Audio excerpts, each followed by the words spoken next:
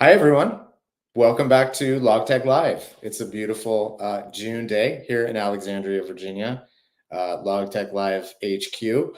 I'm Eric Johnson. I am the host of Logtech Live. If this is your first episode, if you're back for more, thank you so much for supporting the show. I love doing it, but I only do it for you all. So really excited about today's show. For the second episode in a row, we have a repeat guest. So it literally went 3 years with no repeat guests, and now I've had 2 in a row. But that's because it's a great guest and it's on a super important topic, which we'll get to in a bit. I did want to say that I just got back late last night from Philadelphia at Home Delivery World, where I caught up with a bunch of friends in the industry, including Sarah Barnes-Humphrey, of course, of Let's Talk Supply Chain fame. She was hosting a great session. Angela Chakowski, my longtime friend in the industry, was there as well. She did some sessions. She's actually going to be guest hosting the next episode of Logtech Live because I'm on vacation. And I promised my wife I wasn't going to do an episode while I was on vacation. So she's going to step in. She might do a better job than I do anyway. So, but it was great show. I did a session on LTL, but overall really interesting to dive into the world of final mile and sort of how it, from my perspective, how it overlaps with the freight world. So super valuable to be on site and see all of the cool things that are going on in the final mile space. Inland is coming fast and furious. Every week that goes by, we get closer to the event. September 30th through October 2nd in downtown Chicago. This is our big event that focuses on truckload, LTL, intermodal, parcel, a little bit of air freight. This is sort of the inland component of international supply chains, or for those people who have purely domestic supply chains, this is the event to go to. Numbers are great. We have our attendance is way up over the same time last year. Really looking forward to seeing everyone. Their advanced rates are still available through June 21st. So by the time the next show happens, that's going to be the last day you can get advanced rates. So definitely sign up now before the summer and you get caught up going to the beach or traveling to Europe or, whatever you do during the summer that makes you not think about signing up for this event. Just get it out of the way, sign up, and we'll see you in Chicago. Take a look at the agenda too. It's pretty much all done. Huge number of heavy hitters. We just confirmed Truck Stop is joining us too just yesterday. So really excited. What's next? IAPH. I'll be like a week after Inland. I will be in Hamburg, Germany at the IAPH conference. That's the International Association of Ports and Harbors. It's the World Ports Conference, their annual global conference. I've been involved, the last 3 versions of it. And it's a fantastic event if you are in the world of ports and container terminals. I'll be leading 2 sessions on digitization. I think another one on cyber security, because that is such a massive issue, literally across all sectors, but especially on the port space, in the port space. So definitely sign up. Hamburg, beautiful city, such a nice city. I'm really looking forward to going back there in October. That's October, I believe, 7th through 9th, if I'm not mistaken. Might be 6th through 8th. I'm getting my dates all confused. I've got a lot of travel in the fall, so I hope I show up in the right places at the right time. But in any case, definitely sign up for Inland. That the registration is open there. And if you need any guidance on that, just let me know. And last thing, blended pledge. I was actually asked about this at Home Delivery World and got a chance to talk to some people about the idea behind the blended pledge, what it's all about. It's a fantastic initiative started by Sarah. We got a big bump out of it, out of TPM. Let's get another big bump. This helps support travel budgets for people who get invited and can't afford to go, and especially people underrepresented demographics at logistics and transportation events. We all know who's overrepresented. Let's make sure that the people who get invited, who are better represent, who will better represent what the demographics of the industry look like, make sure they have the funds to travel and actually be at events and speak at events. So that is, I think the link for that is in the comments. So support as much as you can. All right, news of the week. I mean, there's so much going on right now. like, remember when everyone was like, oh, when the pandemic is over, everything will slow down. It never slows down. It just never slows down. I could have 3 stories just about how crazy the ocean freight market is right now, but I won't, because this is a tech show. So I'm going to talk. The first 2 are about truck brokerage, what's going on there. So very interesting. I wrote about, I talked to Bill Driegert, former Uber Freight, now at Flexport, and their purchase of Convoy, which I've talked about, the tech behind Convoy, not the brokerage Convoy, but the technology and what they're doing with it. So I talked to Bill last week, wrote about this on Monday, about how they're sort of doubling down on this, using Convoy as a platform for other brokers, not as an internal tool. So interesting for me. Obviously, there's the whole what this means for the trucking industry, but from a Flexport perspective, this is sort of the first neutral or SaaS product. It's not really SaaS. It's more of like a marketplace, I guess. I'd characterize it that way, but it's the first time they're doing something that's sort of a neutral product and not a product that serves Flexport, the business, on behalf of the forwarding business. So very interesting to see where this goes. It's really like a continuation of something Convoy had introduced 3 years ago called Convoy for Brokers. The problem was Convoy was still a broker at that time. So there was always going to be a little bit of reticence from some brokers to work with that product when Convoy itself was a competitor in some ways to them. So Flexport is most definitely not a truck broker, at least not yet. Who knows where things go in the future, but they are offering this to other brokers. So very interesting. Definitely read the story and go check out what's going on with that. Second story I'll highlight, somewhat related. My colleague Bill Cassidy wrote about this on Wednesday. Transfix, another digital broker. There's Uber Freight, there was Convoy, there was Transfix, there's LoadSmart. Those were probably the biggest 4 names. Transfix sold its brokerage business to NFI on Wednesday. They're keeping the technology, so they're going to sell SaaS products to other brokers. And the brokerage business is now within NFI, obviously a very established, big, national and international 3PL. So now we've had Convoy and Transfix within 6-7 months of each other sort of become defunct as brokers, as brokerage brands. And Uber Freight, acquired Transplace. A lot of their business is now sort of tied into that legacy business from Transplace. So a lot of people are talking about, like, did the digital brokerage model work on its own as it was sort of pitched to VCs, a decade ago? And maybe the answer is no, maybe they were too early. Maybe it just doesn't fit what VCs actually want. I mean, we've talked a lot about this, about whether VCs understood that the vast majority of revenue in a brokerage or intermediary model in logistics is top line, but it's not net sort of revenue. So there's definitely a better understanding of that now. So very interesting to watch this. Transfix had just gotten sort of an infusion of cash. I'm spacing on whether it was debt or equity, but in the fall, which carried them through, and they're still going to be an entity as a software seller. So lots of stuff going on in the digital brokerage space right now. All right, last story before I bring my guest on. This came up also on Wednesday. I noticed there was a little bit of chatter on this, I think on Twitter, which I don't really follow all that much now, but I still try to keep tabs on it. Google, some researchers at Google took a stab at figuring out whether there was a better way to design liner networks. And they published this blog, and they have some data behind it, and they are using something called LinerLib, which is like a benchmarking platform within GitHub. And I'm now getting way over my skis because I don't really truly understand any of this stuff.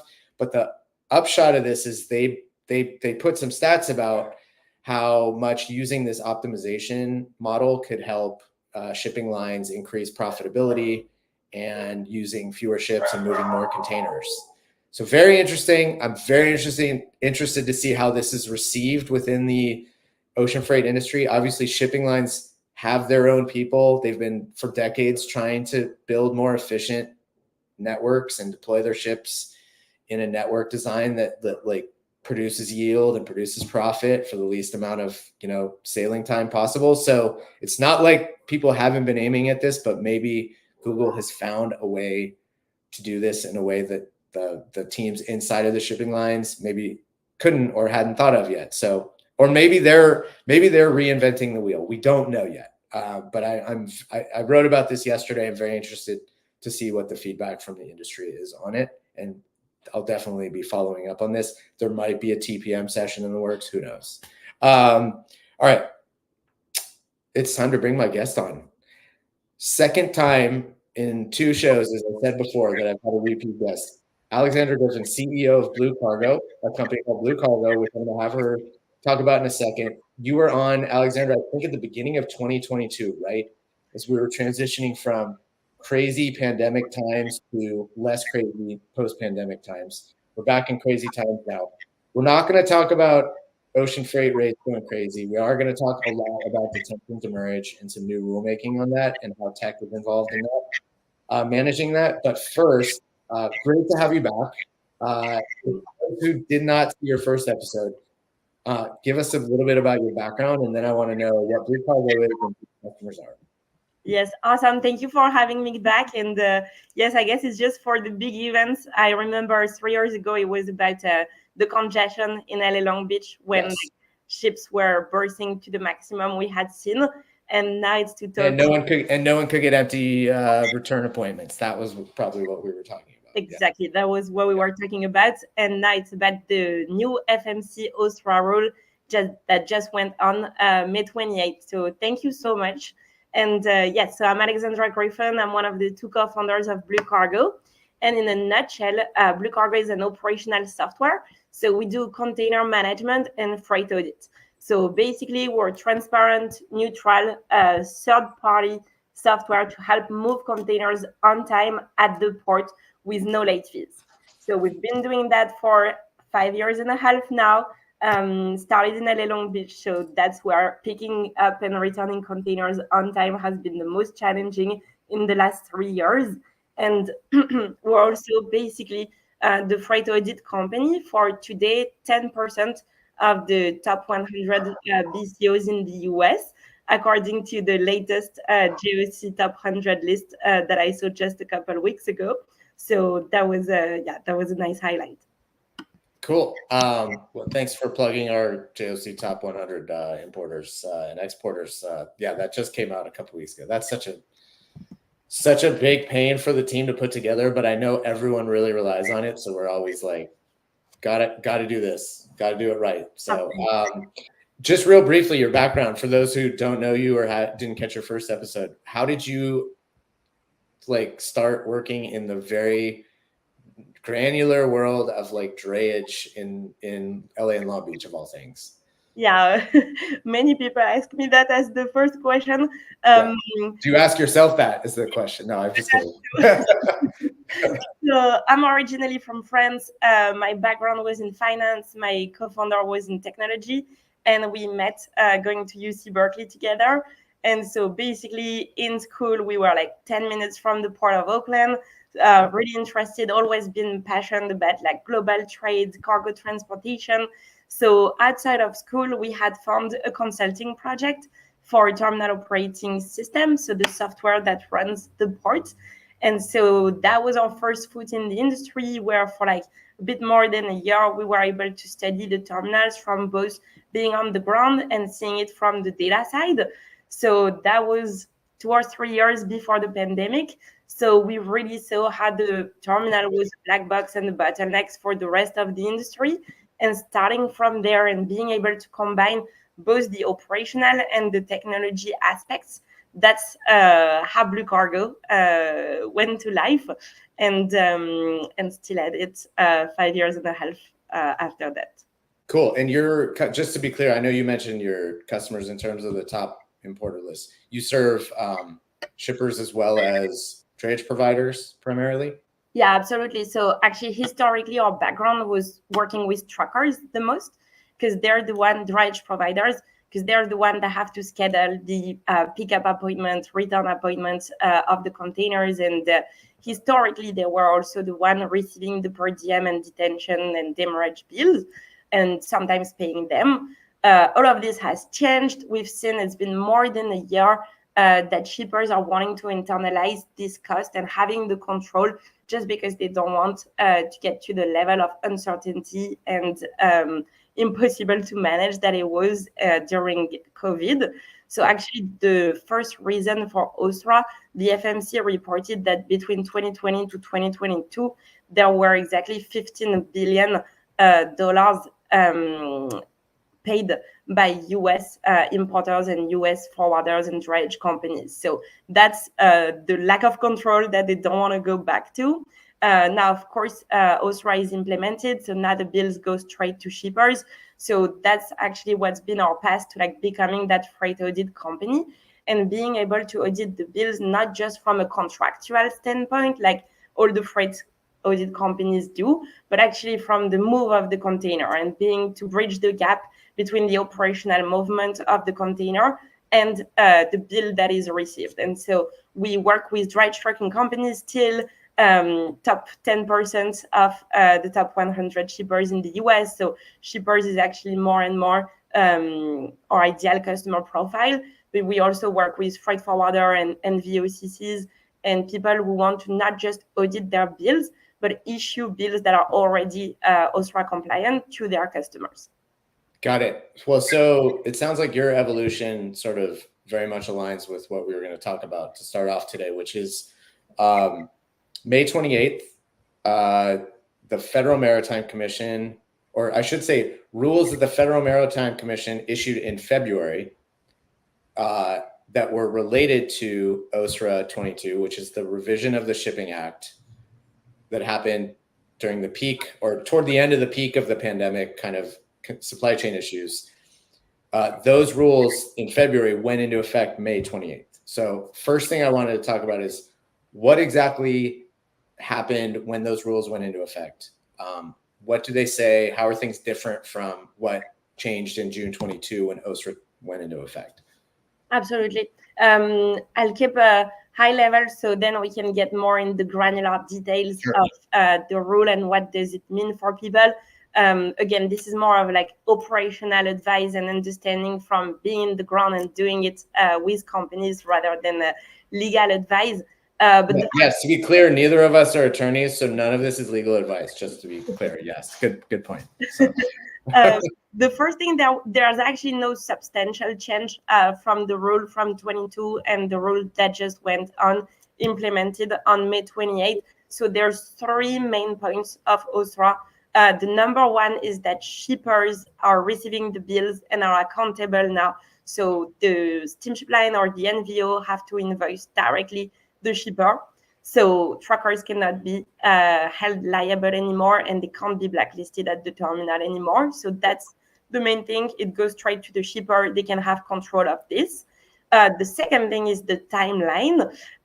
So there's actually 30 days now, very strict, to issue an invoice, and then another 30 days to initiate a dispute or challenge that invoice. So that's a very strict timeline controlled by the FMC and the OSRA regulation. And the last point, which is probably the most complex one, is the 13 points of OSRA.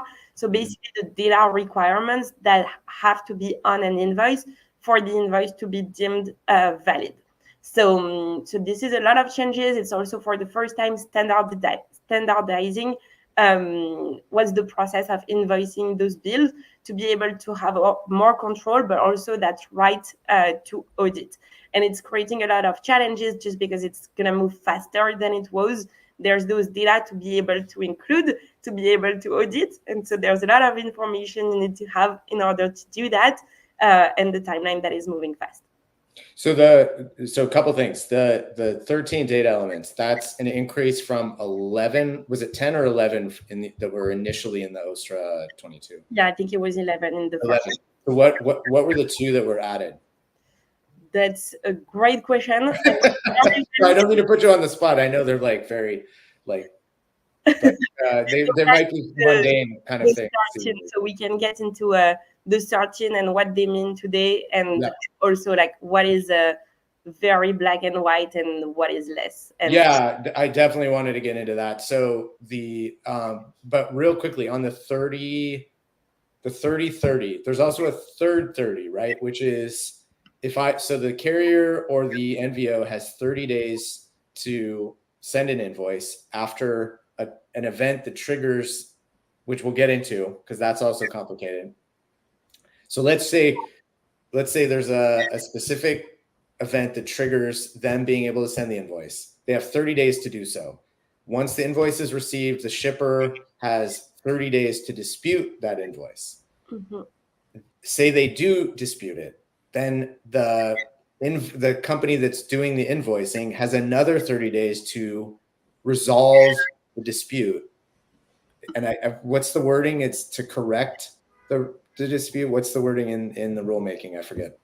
Something along those lines, right? But also not very clear, right? That's the complication, right? That's one of the complications. Yeah, I would say actually the timeline is pretty clear. It's less gray than the data points. I actually have a visual because I think it really helps that I can share on screen to show the timeline and the different parties involved. Let me know if we're able to share it. 1 second. Nicole, you can pull that slide up. Awesome. Perfect. I think this helps just visualizing that 90-day dispute process that can actually be 30 days more depending on the number of intermediaries. So basically from the moment a charge occurs, now the steamship liner has 30 days to invoice the contracting party. So that's what OSRA says. The contracting party can be the NVO or can be the shipper himself. So let's say case one, it's the shipper himself. That's where we're going to be in that 90-day window. So 30 days to invoice, 30 days to request for revision. That's the actual wording that the shipper has to come back to.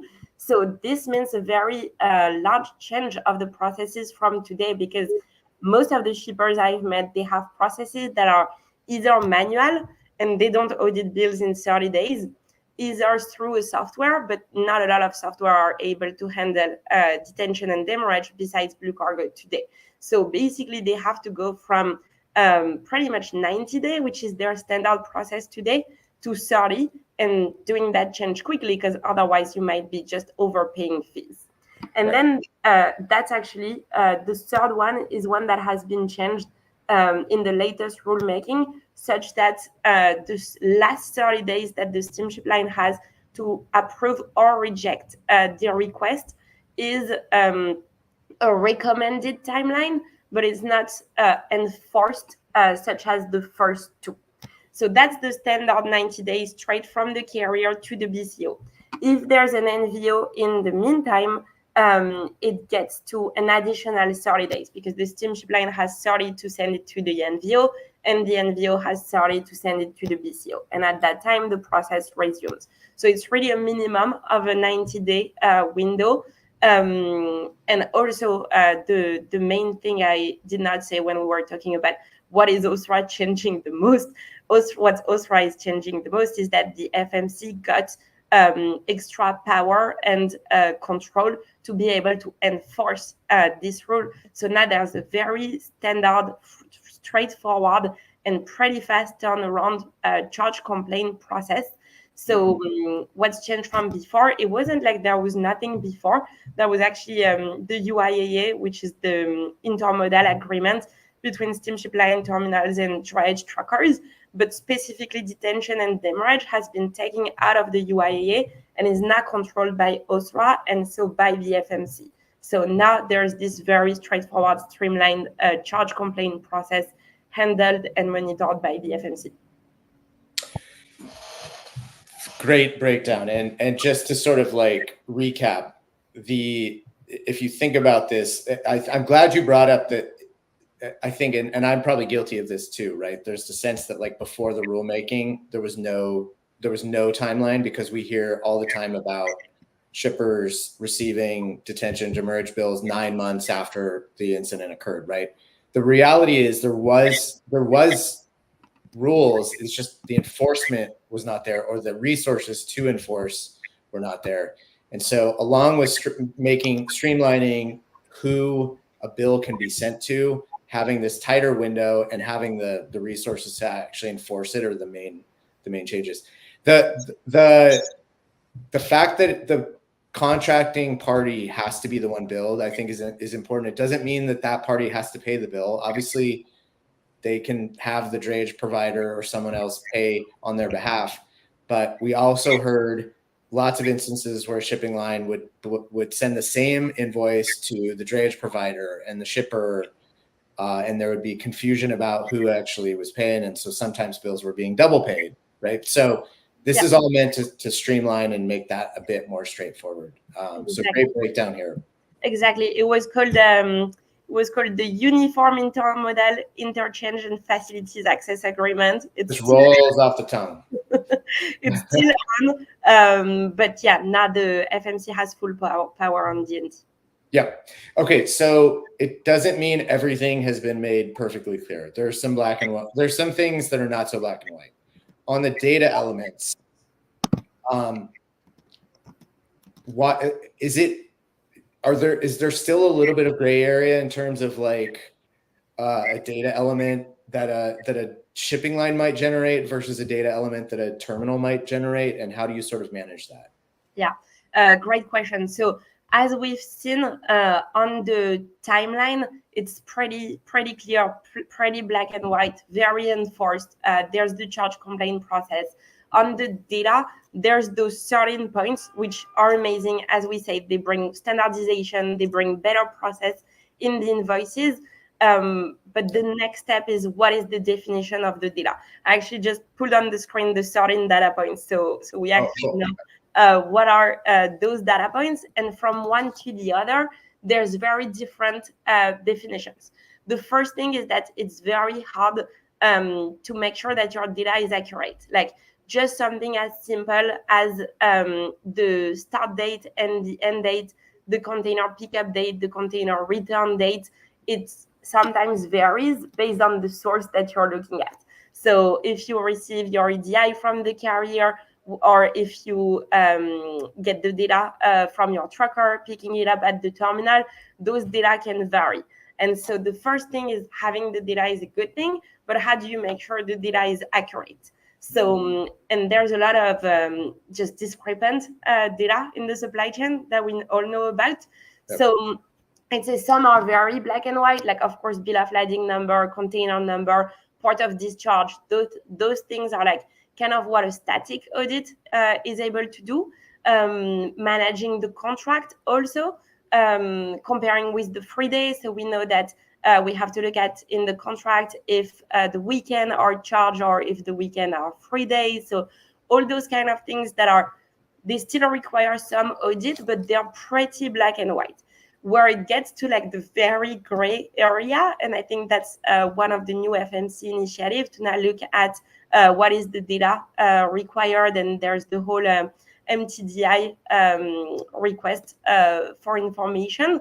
So there's two that I wanted to highlight that are, if we're looking at exports, the earliest return date, and if we're looking at import, the container available date. Something as simple as the container availability date. This is like what's seemingly simple.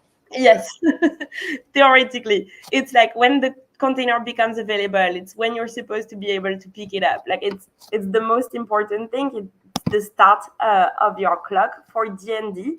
But that container availability date means 5 different things depending on your data source. So what's happening is that if you receive the EDI from the steamship line, there's a lot of what I call market conditions data that are not taken in consideration. So from the time it was supposedly available for pickup, was the port terminal just open, or was there a strike, or was there any kind of congestion? Was there an appointment available? Because no appointment, you can't pick up the container. Was the container in an area of the yard that is being worked by the cranes of the terminal on that day, or is it a closed area, because if it's a closed area, you can't pick it up. So the container may be here, but that shouldn't start your free time. And so the problem is that it's not like anyone fault in particular. It's just that all those data operate in silos. So when invoices are submitted for detention and demurrage, they are not considerate of terminal restrictions, and they're not synced with that data. So that's a gap that really needs to be solved, because otherwise we're not talking about the same thing, and we're not looking at real availability for pickup. So that's the pickup side. It's exactly the same when we look at the return side. So we talked 3 years ago about returning containers and how that can be challenging. It's because it's the same. When you have your empty container, it doesn't mean that the port gate is open. It doesn't mean that specifically the terminal is receiving that type of container. So all the containers have a size like 20 or 40 standard and a steam spline. And the terminals publish schedules on a daily basis by shift that receives certain type of containers, so combination of steam spline and size during a certain shift. So if they are not taking your empty during that shift, yes, you could return it, but actually you can't. And so there's also chassis restriction and availability. And there's, of course, for all the ports that have appointment mandatory. So like all the largest ports in the US, LA, Long Beach, Seattle, Tacoma, Oakland, New York, New Jersey, you have to have an appointment to bring the container back. And so this lack of definition, but mostly data access between container availability for pickup or return, first receiving date from the bills, and what's actually possible to pick up or return on the field at the terminal, looking at all the constraints that the terminal is going through. That's the challenge, and that's what makes it completely gray today. And even worse than that, the owners and the people managing this information are still the Drayage trucking companies, because they are the one picking up and returning containers all day long at the terminal. So they have access to this data. And so that's also why, talking about the transition with Ultra, the shipper is not liable for receiving the bill, auditing the bill, and disputing the bill, all of that within 30 days. But they need to find a way to get their hands on the data to do so, because otherwise, again, container availability, first receiving, availability for return is not a clear and straight definition. So they have to rely on their partners that have been doing it for years. So like trucking companies who have the data, who have the evidence, because there's a whole basically a requirement process that the steam spline have put in place, where basically to challenge a bill, you have to come with like evidence, data points, and just list of data that prove that that definition of container availability was not matched. And so they need to get their hands on those evidence within the 30-day timeline. So that's really what the challenge is, and what BlueCargo is helping with. That was a lot. I'm glad. I hope people were taking notes, because that's, I mean, a fantastic breakdown of this, but it's complicated. And do we have a sense of how the FMC has looked at disputes related to container availability? So if a shipping line is billing as if, they send a message saying container available, they're billing as if free time kicks in, or free time kicks in at that point. The shipper says no, because of one of the factors that you put up there. No, actually it wasn't available for 2 days after that. Do we have a sense of how the FMC is looking at that, whether they are taking the word of the BCO? Because obviously the shipping line has its own process for mandating evidence, but is the FMC taking a less onerous kind of view of this from the shipper perspective? Are they saying, no, the shipper said they weren't available, so we're taking their word for it? Or are they also making decisions based on the shipper having evidence that it wasn't available? Yeah. from my understanding, it's all about the data and the case. The FMC rules case by case and looks at the data that they have available. So the number one advice I tell everyone and all of our customers is documentation, documentation, documentation. So get your hands on the data and the documentation, whether that means working with tech providers, whether that means working with your Drayage carrier even more closely than before, but get your hand on the documentation, because in terms of the process to submit a charge complaint, you need to explain why you think you may have been misbilled. So you have to have those proof and evidence. The carriers have now public requirements on the type of evidence that they require, because the FMC made a rule that they have to have their requirements public. So the FMC will look at the initial misbill complaint from the shipper and the evidence that comes with it. Now, at this point, if the FMC agrees with the challenging part, now the steamship line has to come with their own proofs and basically show that the bill was right, or agree that the bill was misbilled. So basically, everyone has to have access to that information, and the burden of proof switches from one party to the other based on where you are in the process. So I would say the FMC is just looking at the data. At the beginning, the data has to be brought by the steamship line, the issuing party, because there's the certain data point requirements. They have to be in the invoice, otherwise the invoice is not valid. And they have to be accurate to the best. To be accurate to the best known bill. Exactly. And it switches to the BCO, and then it switches back to the carrier, and so on. That's a helpful way to think about this. This is not, there's not one set burden of proof. It switches depending on where we are in the process. One thing we wanted to bring up, because you mentioned this to me and I wanted to highlight, so that the rulemaking was meant to streamline billing, which means that the drayage carrier, the driver, cannot be billed. There's been a sense, and again, maybe I'm a little guilty of this, there's been a sense of like, oh, this means there's all this burden is off the driver, the carrier's back. But what would you say is still, what do drayage carriers have to still think about in terms of their responsibility in this process? Yeah. So there's it's a two-sided coin. The first thing is that they're supposed to not be blacklisted from the terminal for not paying the bill or being responsible for the bill. That's a great news, because trucking companies felt that they were held hostages.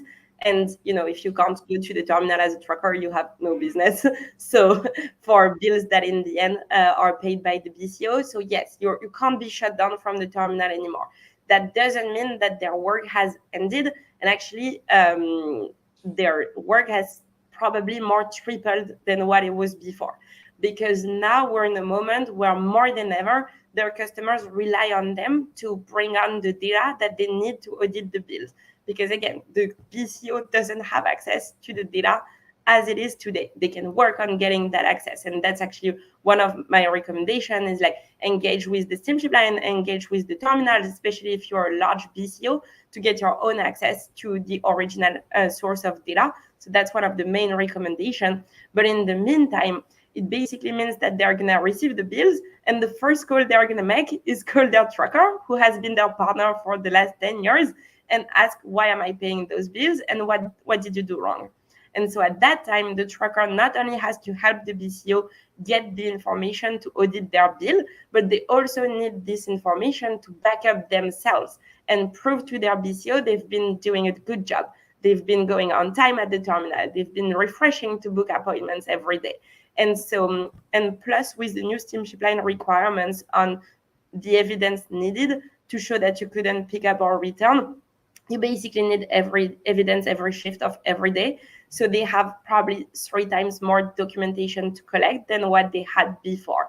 So actually it's become, instead of being on the front line with the terminals shutting you down, they've become on the front line with their customer, and maybe their customer not being happy about the way they do Drayage and wanting to audit how much they performed compared to their SLA to the BCO, and having this bill in the end. So it's more than ever putting them accountable. And so the need for resources and documentation is also higher than ever. So it's less of a financial burden on the drayage carrier, but more on a sort of service and data generation and conveyance kind of perspective. So that's very helpful to think about how this is playing out.